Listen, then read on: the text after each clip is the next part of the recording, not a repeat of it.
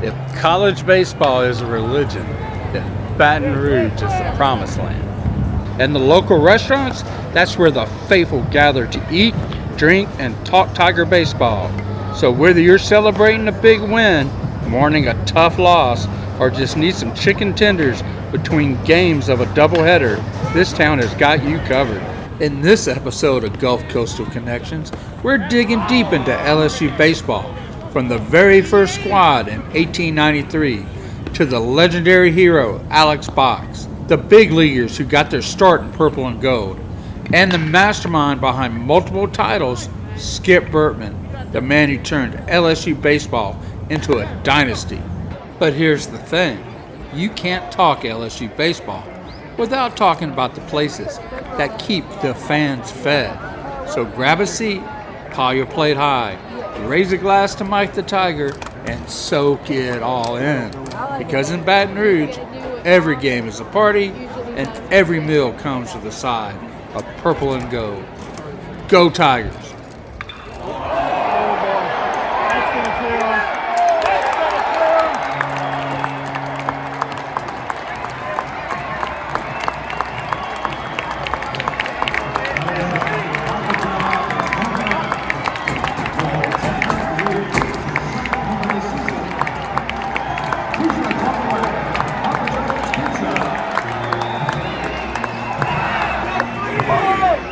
If you're at LSU's North Gate and you're looking for a hot meal or a cold beer, just walk on over to the Chimes. The Chimes is an LSU institution. This is a place where the college crowd and Cajun cooking come together for a dang good time. The crowd here is eclectic. You have students, alumni, even professors who frequent the Chimes. Everyone's kin after a couple of drinks, and by the end of the night, you'll be hollering, "Go Tigers!" with strangers like they were long-lost friends. The menu is pure Louisiana gold. This gumbo right here, buddy, it'll hit you so hard with warmth and flavor, you'll be halfway through dialing your mama before you even realize what you're doing. We're talking shrimp, sausage, okra, all the good stuff, seasoned to absolute perfection. Slow cooked like somebody's grandma is in the back stirring the pot with a wooden spoon and a whole lot of love. It's rich, it's hearty, and it'll stick to your ribs like a dang good story. And we gotta talk about the bread, because this is where a lot of places mess up. Either this is made in-house, or it just got dropped off in the bakery, still warm like it was personally escorted here by the bread guy. Because listen, stale is not a menu option. That's a lesson some French Quarter spots need to learn. If I gotta saw through a loaf like I'm doing carpentry just to eat my meal, we got problems. But here, no, they got it right. You leave hungry, that's on you, buddy. Alright, now let's talk about these red beans and rice. Because this is not an afterthought. No sad, mushy side dish thrown on a plate just for looks here. No sir, this is the real deal. Creamy, rich, slow-cooked perfection with all the right seasonings. Big old hunks of sausage floating in there, soaking up all that flavor, like they know they're part of something special. Because this is the kind of meal that fills your stomach and your soul at the same time. The Chimes have more beers than you can shake a stick at. They got craft brews, classic lagers, even stuff I can't pronounce. So whether you're a beer snob or a Bud Light loyalist, they got something to wet your whistle. So bottom line, if you're hungry, thirsty, or just in need of a good time, the Chimes will do you right. One visit and you'll get why this place is as legendary as a tall tale at a Southern family reunion. Except in this case, every word of it is true. Back on May 13th, 1893, LSU and Tulane met on the diamond for the very first time, a contest that would spark over a century of rivalry, bragging rights, and bad blood. LSU took that first game 10-8, a hard-fought win that set the tone for generations to come. It wasn't just a ball game, it was the beginning of something bigger, a clash of Louisiana pride that would echo through the years. From dusty infields to packed stadiums, each team fighting not just for victory, but for the right to say, "We got you this time." Louie's Cafe has been holding it down at LSU's North Gates longer than most of us have been alive. This place is where students, parents, and sports fans all come together over some top-tier breakfast and diner grub, no matter how rough last night was. The doors open early at 6:30 a.m., and they stay open until 2:30 p.m., 7 days a week.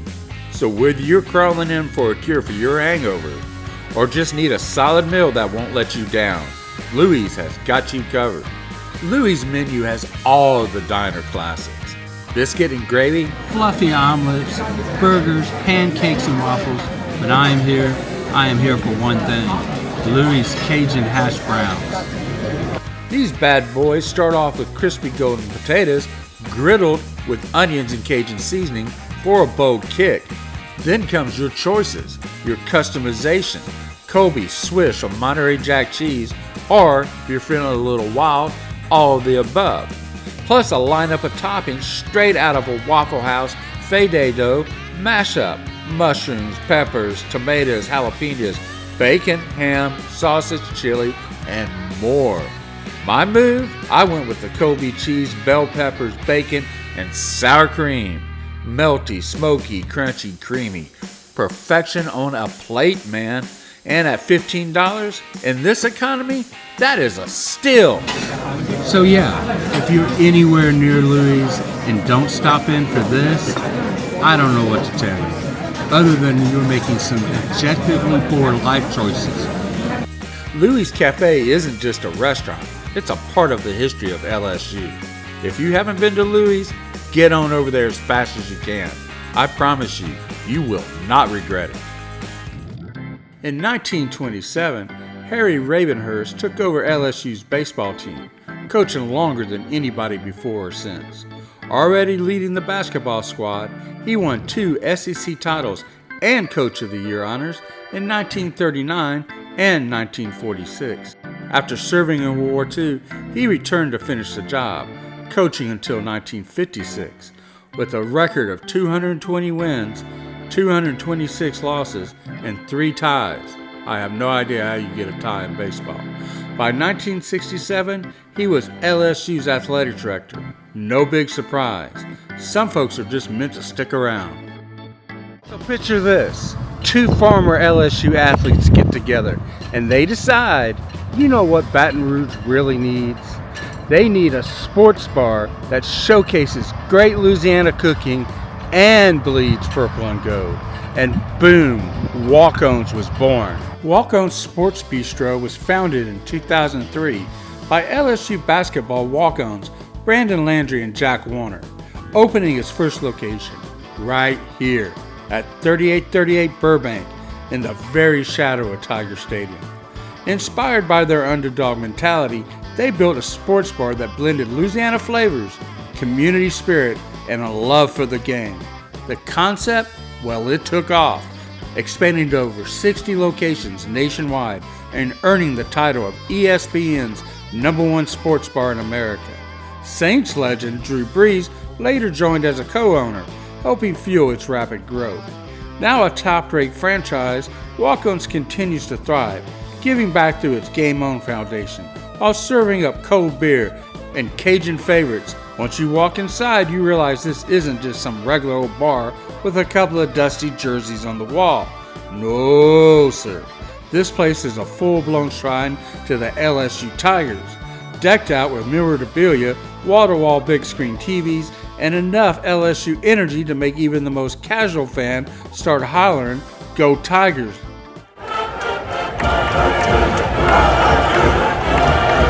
But the real story here is the food. First up, Devils on Horseback, Cajun Five, big old jumbo shrimp, stuffed with cream cheese, and just a little pop of pickled jalapeno.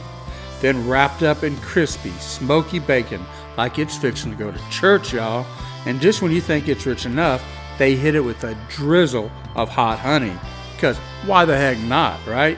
Sweet, spicy, creamy, crunchy. It's everything you want when you're 2 beers deep and cheering on the Tigers to victory. Alright, picture this. They take a perfectly good plate of blackened catfish, lay it over some rice like a good old Southern foundation, and then they say, you know what? Let's go full Cajun chaos on it.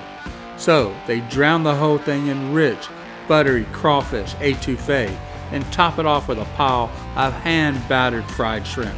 Because celery is for Yankees, y'all. It's called Catfish Orleans, and it's basically Louisiana on a plate. Loud, indulgent, and unapologetically extra. If you ain't sweating a little by the time you finish this, you didn't do it right. And of course, Walk-Ons has all the burgers and wings your heart and arteries could ever desire. Big, greasy, glorious burgers stacked like they're daring you to unhinge your jaw. And wings sauced up every which way, from nice little tingle to Lord, I have sinned. Whatever level of decision making you're in the mood for, Walk-Ons has got you covered. Now, Walk-Ons is the kind of place you can walk in before a game and get you a beer, sit down, watch LSU beat whoever they're playing, and then walk out full and contented. If you're an LSU fan, you already know about Walk-Ons.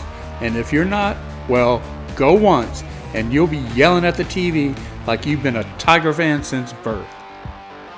In 1938, LSU built a $50,000 ballpark known as the LSU Diamond, or LSU Varsity Baseball Field. That spring, the New York Giants broke it in with a 6-5 win over the Phillies. LSU's first game came on March 21st, a rain-shortened affair against Minnesota. 3 days later, they played their first full game, falling 6-5. If you know anything about the state of Louisiana, it's that here, food isn't substance, it's serious. And in the heart of it all, on Highland Road, stands a temple to deep-fried perfection, the original Raising Cane's. They call it the Mothership, and like all great pilgrimage site, it comes with a backstory. Back in the 90s, Todd Graves had one simple dream: chicken fingers, no distractions, just perfectly fried, golden brown strips. His LSU professor shot the whole idea down. Now, most people would have given up on the idea at this point, but not Graves. Graves became even more determined. So he set out to do it the hard way. He traveled out to California to work as a boilermaker in order to earn the money to fund his chicken obsession. Then it was on to Alaska, where he worked as a professional fisherman, risking exposure and frostbite. He saved, he hustled, and in 1996 he came back to Baton Rouge and opened the Mothership and built a fried chicken empire. Now let's get something straight. Cane's isn't just good fast food, it's good food period. The kind of good where people actually feel excited about going. Like it's some sort of indulgence, rather than an impulse decision on a Tuesday night.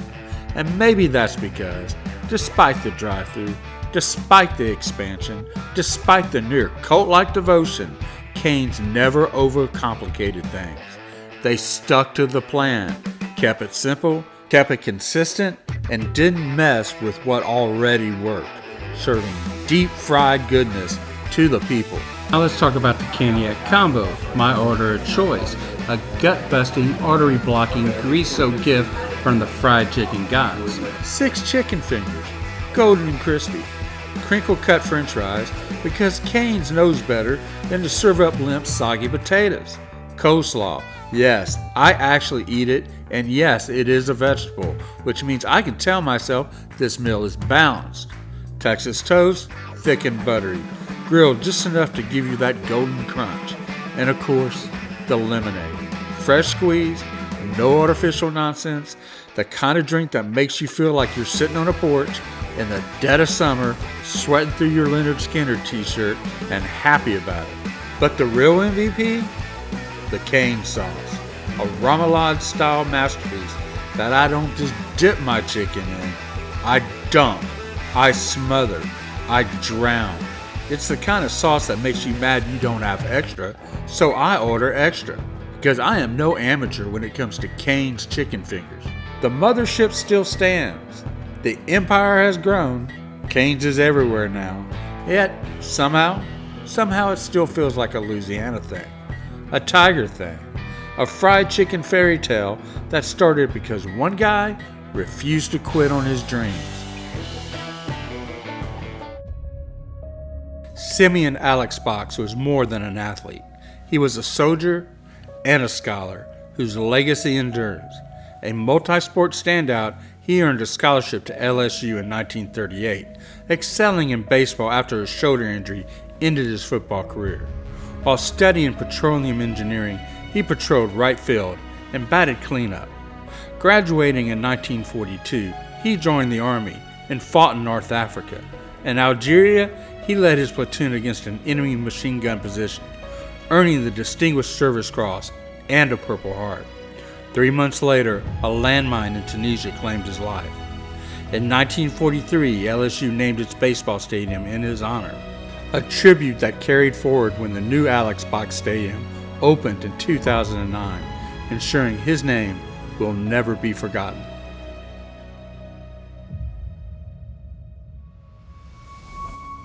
Roul's Deli doesn't do pretense. No slick branding, no overthought plating, no meticulously curated social media presence. It doesn't need any of that. The food here speaks for itself. Loud, unapologetic, and very, very good. Founded in 1999 by a man named Roul. Imagine that. This family-run joint has built its reputation on freshness, flavor, and a relentless commitment to excess. His catchphrase, juicy juicy, and that's exactly what you get here. You don't come here for fine dining. You come here for fried indulgence wrapped in wax paper, for grease-stained brown bags that feel heavier than they should, for the kind of meal that reminds you why butter, cheese, and deep fryers exist in the first place. And if you're smart, you'll go with the crawfish egg rolls. This is what happens when traditional egg rolls take a hard left turn into Louisiana. No bland cabbage filler here, just plump, spicy crawfish, molten cheese, sauteed onions, bell peppers, and jalapenos, all packed into a golden crispy shell that shatters on impact. You dip it in the sweet chili sauce because the balance of heat and sugar is what makes Southern food king. It's rich, over the top, and completely addictive. This is not some half-hearted novelty dish slapped on a menu for Instagram likes. Oh no, this is one of the main events here. A full-throttle Louisiana flavor bomb engineered for maximum satisfaction. Comes highly recommended. Roul's isn't here to impress you. It's here to feed you. And in a world full of overpriced, underwhelming food designed for aesthetics first, that, my friend, that is a beautiful thing. Roland Billiken Howell burned bright and brief in Louisiana baseball history. Born in Napoleonville in 1892, he dominated the mound at LSU before the St. Louis Cardinals plucked him straight out of college in 1912, a rare leap from campus to the bigs. His debut on Flag Day went sideways. A few shaky outings later, an ERA of 27 sealed his fate. By 1915, he was out of baseball and into law, leaving behind the game and $1,500 in signing money from Brooklyn's Charlie Ebbets. Howell later found lasting fame in LSU's Hall of Fame. For football. In baseball, he's just a whisper. Proof the game can call you early and drop you just as fast. City Slice is another Northgate hotspot. Here, the beer is cold, the slices are huge, and the conversation spills out onto the street. It's a student hall, a grease-stained sanctuary where you can grab a beer, lean back, and let the day unravel over a pie that doesn't just fill you up, it fights you back. I go straight for the Fighting Tiger, because of course I do. A 10-inch beast loaded with pepperoni, bacon, ham, Italian sausage, ground meat, and andouille. This is excess at its finest. a red sauce brawl of smoky, spicy, and salty flavors. A pizza that eats like a bar fight at an old school butcher shop. The crust is crisp but still has that New York chew, soaking up every last drop of meaty, indulgent goodness. City Slice isn't just slinging pizza, it's making Louisiana proud, with such toppings as duck bacon, alligator sausage, and boudin for those looking to take things a step further into the weird and the wonderful. And with 29 beers on tap, including local brews, it's the perfect place to drink something hoppy while watching a late night slice disappear before your eyes. Come here for the food, but you stay for the scene. Students, locals, and diehards knocking back pitchers, talking LSU baseball, and letting the night stretch out like a good pizza dough. Whether it's a post-class bite or a 2 a.m. decision, you're only half regret. City Slice delivers. Todd Walker played baseball the way a poet writes, smooth, effortless, and always with a sense of rhythm. At LSU, he was nothing short of legendary, a 2-time All-American. He led the Tigers to a national title in 1993, earning College World Series Most Outstanding Player honors and SEC Player of the Year. In 3 seasons, Walker rewrote the SEC record books, batting .396 with all-time conference records in hits, runs, RBIs, and total bases. The College Baseball Hall of Fame inducted him in 2009, and LSU retired his jersey in 2017, a tribute reserved for the program's finest.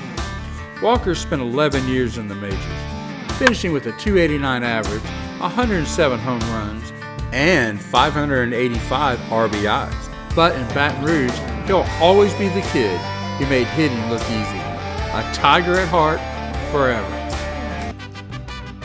Moss Mex, less Tex. It reads like a challenge, a line drawn in the sand. In a city where Tex-Mex has long drowned itself in neon, and drive-thrus slinging queso-covered everything, in the easy lull of familiarity. But Medesto Taco Tequila and Whiskey is not here for comfort. It's here for something sharper, something that cuts. The sting of fresh lime against slow braised meats. The whisper of warm masa still breathing from the press. Heat, not just the kind that sears your tongue, but the kind that lingers, that reminds you of where you came from.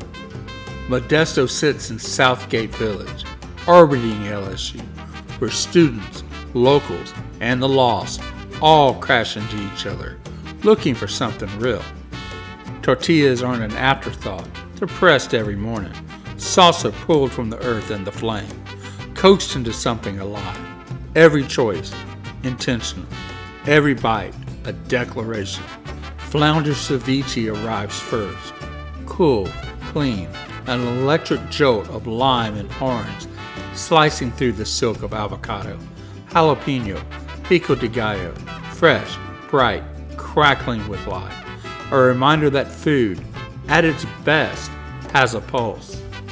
Then, 3 tacos, 3 stories, 3 lessons in labor and insistence.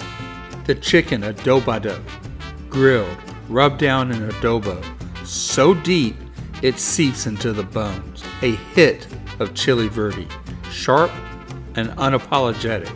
Cilantro, onion, radish, fresh, raw, defiant. The carne asada, skirt steak, charred at the edges, kissed by flame. Oaxaca cheese melts into its grains like it is always meant to be there. Pico, guacamole, acid, fat, heat, the kind of balance that only looks effortless. The Cabo shrimp, Louisiana wild caught, grilled, kissed by salt and fire. Mango pico, dangerously close to too sweet, then pulled back by cabbage, crema, avocado, layers of texture, layers of memory. These aren't just tacos, they're places, names, a past that refuses to be erased. This is not replication, not compromise. Modesto's doesn't bend, doesn't dilute, it stands firm, a reclamation, a reminder of what was always here, waiting for you to arrive. Eddie Furness swung a bat like he was born to it. The Texas kid arrived at LSU in 1995, hitting .326 as a freshman, and earning all tournament honors in the SEC tournament, a preview of what was to come. By his sophomore year, he was a force to be reckoned with. He batted .374, blasted 26 home runs, and drove in 103 runs, more than anyone in the country, earning SEC Player of the Year and All-American honors, while leading LSU to a College World Series title. A year later, he hit .378 as the Tigers won back-to-back championships. By the time he was done, Furness had rewritten the SEC record books, setting career marks in hits, doubles, home runs, RBIs, and total bases. His number now hangs in retirement at LSU, a tribute to a player who didn't just swing for the fences. He made history. Burgersmith. The name alone suggests something elemental, something unique, something built by hand. Like a horseshoe or a perfect pitch, a burger isn't just food here, it's crafted, forged, shaped. The way a blacksmith might bend a piece of iron, hammering away in the heat, not stopping until he has something solid, something that's gonna last. They got their start in 2008. Which in burger years makes them seasoned, but still young enough to know they got something to prove. They don't cut corners, not in Louisiana, where people take their food more serious than they do their politics. And Meemaws will tell you right to your face if you're doing it wrong. You'll find them in Baton Rouge, Denham Springs, Lafayette, and if you walk through their doors, they're gonna treat you like kin. That means a good meal, a warm seat, and maybe a conversation you didn't expect. Now, I spent some time in Colorado, at least long enough to learn that bison is not just a novelty. It's lean, it's rich, and it makes for a dang fine burger. So when I saw it on the menu, I didn't have to think twice. Twice the protein, half the fat of beef, which means I could lie to myself a little when I ordered the fries. They hand patty it, season it just enough to let the meat do its talking, and then stack it with lettuce, tomato, red onion, chipotle mayo, and smoked Gouda. A cheese so rich it should probably own a small percentage of the Saints. And because no meal in Louisiana is complete without something fried, I got the okra on the side. Golden brown, lightly salted, and paired with a house-made Cajun ranch. Okra is one of those things, like a knuckleball or an old short story, you just can't fake. You either know how to do it or you don't. Lucky for everyone involved, Burgersmith does. Now here's the kicker, the thing that tied it all together like the last line of a good ballad, a Beta root beer float made with Louisiana cane sugar and 2 scoops of New Orleans Ice Cream Company vanilla, which means it's local on local, sweet on sweet. And if you don't like that, you just might be dead inside. There is something about root beer floats that make you believe in things again. Maybe it's nostalgia, or maybe it's just the simple joy of watching the ice cream melt into the soda. But whatever it is, it works. Some places just get it right. They know a good burger doesn't need gimmicks. They also know fried okra should be crisp and light, not soggy and sad. And they know root beer floats, well, they're just sacred. Burgersmith isn't playing around, folks. You walk in hungry, they're gonna handle that. And if you somehow leave hungry, well, that's a you problem, buddy. DJ LeMahieu plays baseball the way a river carves through rock. Steady, relentless, inevitable.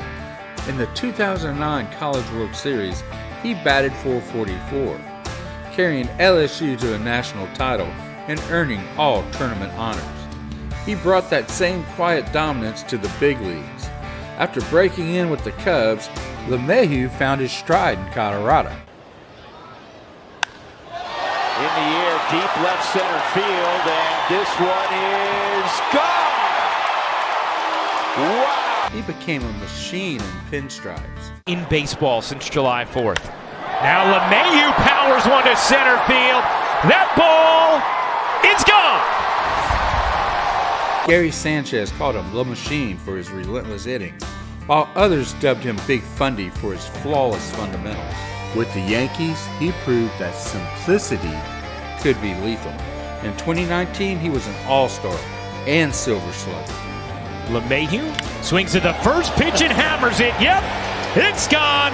One pitch, one run, another Yankees homer against Baltimore. A year later, he made history as the first modern player to win a batting title in both leagues. There is a place in Baton Rouge, down near the Mississippi River, where the past of LSU lingers in the damp Louisiana air, where the beer's cold, the neon hums like a hornet's nest, and the pizza is pure, ungovernable deliciousness. The Pastime, nostalgic in name, but built on something rawer. Here, hunger meets grease, cheese, and heat. No pretense required. Born in the 1920s as a humble grocery store, it fed laborers craving hot, fast, and cheap food.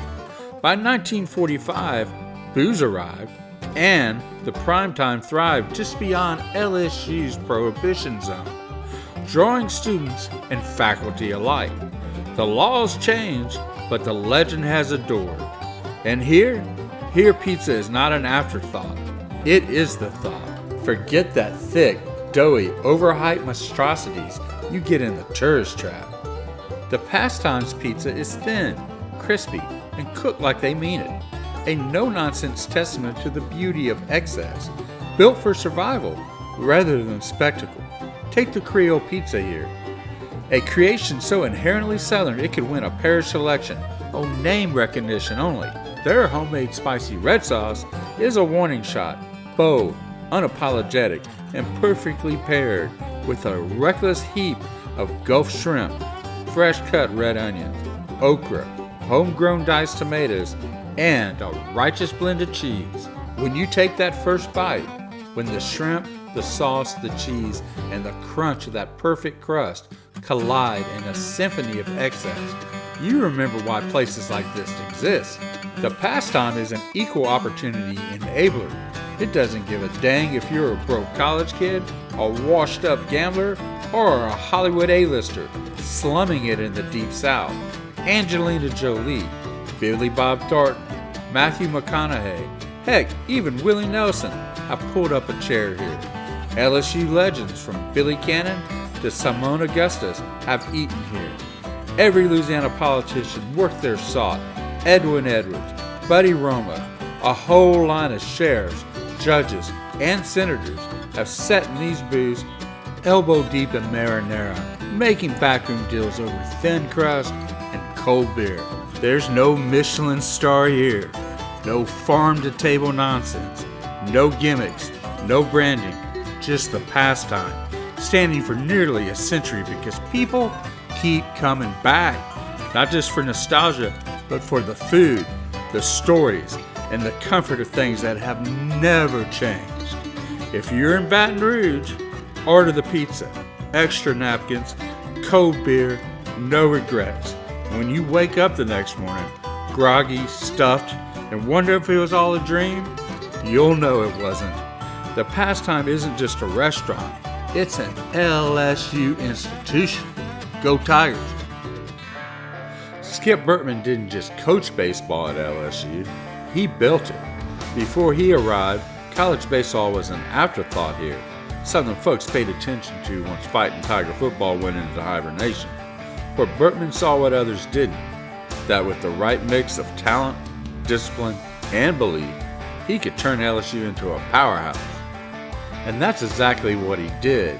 In 18 years, he led the Tigers to 5 College World Series titles and 7 SEC championships, racking up 870 wins along the way. His teams didn't just win, they expected to win. With a .724 career winning percentage and a staggering .754 mark in NCAA tournament play, no coach in college baseball history did it better when it mattered most. Skip Bertman wasn't just a coach, he is a legend, a man who turned a program into a dynasty and who made Alex Box Stadium the the beating heart of LSU baseball. The evening in Baton Rouge moves like molasses, slow, thick, inevitable. The air hangs heavy with heat and the lingering perfume of wood smoke and spice, the scent of something coaxed, not forced into existence. There's an unspoken rule here: you don't rush the good things. And right now, I want something worth waiting for. So I find myself at TJ Ribs, where LSU's legends don't just hang on the walls, they loom. The ghosts sit in the booths, nodding in silent approval, watching over a menu that doesn't waste time with nonsense. It's barbecue done right. I don't hesitate. I order the full rack. When it arrives, it is everything it should be. A plate of ribs that has known patience, given over to time and smoke like some kind of slow southern prayer. First the dry rub, deep in knowing, then the low heat, the long wait, the transformation. Fire at the end, but just enough, because the ribs don't need to be drowned in sauce. They need to be honored. I take my time, because a meal like this isn't just about eating, it's about understanding. This is food with a history, ribs with a story, and a place where tradition just doesn't sit in a glass case. It sits next to you at the table. It's everybody's All-American, Billy Cannon's touchdown run. It's another nice kick away going way downfield. Billy Cannon watches it bounce. He takes it on his own 11. He comes back upfield at the 15, stumbles momentarily. He's at the 20, running hard at the 25, gets away from one man to 30, still runs at 25, at the 35 to 25. He's down to 50, he's in the 40. He scores! Billy Cannon races. Pistol Pete, caught in a flicker of impossible grace. Is Shaquille O'Neal becoming a legend? A 6-2 lead, and that block ties Shaquille O'Neal with Sean Bradley of BYU for the single game NCAA tournament record, 10. Some restaurants serve food. TJ Ribs serves memories. And as I walk out into the thick Baton Rouge night, the taste still lingers. Smoke, spice, and the weight of something done right. Some places fade. Some things get lost. But not here. Here, history isn't just told, it's eaten. I want to personally thank you for watching this video. And I also want you to know we have a podcast for Patreon subscribers. So head over there. And hit that subscription button, because we can't do this without you. I mean, we could, it just wouldn't be as much fun.